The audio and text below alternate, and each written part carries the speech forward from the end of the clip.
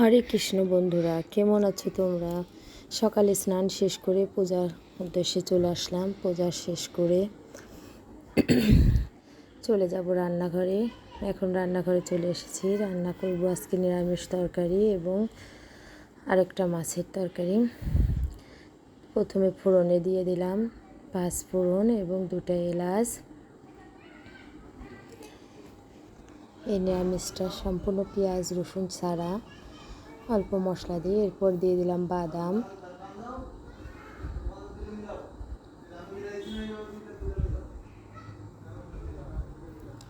এরপর দিয়ে দেব কিছু সয়াবিন ফল। সয়াবিন ফলটা আমরা সবাই পছন্দ করি, এই জন্য নিরামিষ তরকারিতেও অ্যাড করলাম।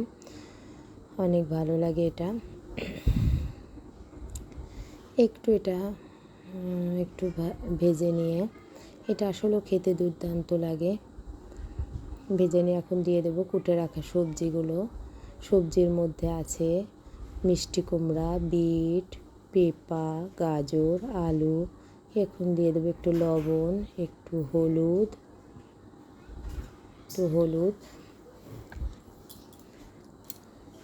এরপর আমি কিছুক্ষণ সাঁতলিয়ে নেব। সাঁতলিয়ে নেওয়ার পরে একটু জল দিয়ে ঢেকে দেব। এই তরকারিটা খেতে আসলেও অনেক ভালো লাগে। তুমি রুটির সঙ্গেও খেতে পারো তোমরা, এবং কি ভাতের সঙ্গেও খেতে পারো। এটা আমরা সবাই পছন্দ করি। এরপর দিয়ে দেবো কয়েকটা কাঁচা লঙ্কা। এরপর একটু ভেজে রাখা জিরার গুঁড়া। এরপর আর একটু নাড়াচাড়া করে তরকারিটা নামিয়ে নেব। তরকারিটা অনেক সুন্দর লেগেছে। এখন আমি মাছ রান্না করার জন্য কড়াইতে দিয়ে নেব তেল। তেলে একটু জিরা ফোড়ন দেব। আমি রান্না করব আজকে বাটা মাছ সরিষা বাটা দিয়ে, যেটা ইলিশ মাছের মতো লাগে রান্না করতে পারলে। একটু জিরা ফোড়ন দিলাম। এরপরে আমি সরিষা বাটাটা দিয়ে নেব। সরিষা বাটাটা দিয়ে একটু সাঁতলিয়ে নেব। একটু পেঁয়াজ কুচি দেব। এই বাটা মাছটা এভাবে রান্না করলে অনেক ভালো লাগে খেতে। আমার বাচ্চারাও অনেক পছন্দ করে।